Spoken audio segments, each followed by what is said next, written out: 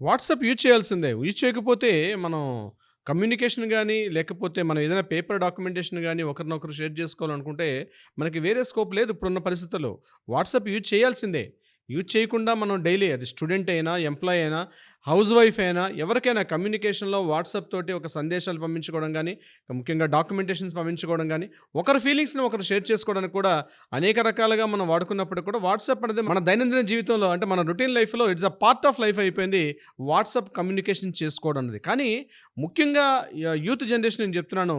ఏది మంచి, ఏది చెడు తెలీదు. ఏది ఎలా వాడాలో, ఏది ఎలా వాడకూడదో కూడా తెలీదు. దానివల్లనే చిన్న చిన్న తప్పులు చేసి తమ జీవితాన్నే పణంగా పెట్టుకుంటున్నారు. అంటే తెలియకుండానే భారీ మూల్యాన్ని చెల్లించుకుంటున్నారు. ముఖ్యంగా యూత్ జనరేషన్స్, జెన్‌జీ జనరేషన్ అనుకుంటారు. తెలీదు.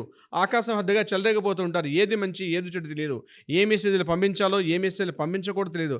అంటే ముఖ్యంగా ఆ యంగ్ ఏజ్ ఏదైతే ఉంటుందో ఆ 15 ఏళ్ల నుంచి 25 ఏళ్ల మధ్యలో ఉన్నటువంటి ఆ కుర్రాళ్ళు ఈ మధ్య పోలీస్ స్టేషన్‌కొచ్చే కేసులు గాని, మాకొస్తున్నటువంటి కేసులో చూస్తుంటే ఏదో పొరపాటుగా చేసినటువంటి ఆ మెసేజ్‌ల వల్ల వాళ్ళు కేసుల్లో కూడా ఇరుక్కుపోయే పరిస్థితి కూడా వస్తుంది. సో, ఈ వీడియో చివరిదాకా చూడండి తప్పనిసరిగా. కొంత ఇన్ఫర్మేటివ్‌గా ఉంటుంది.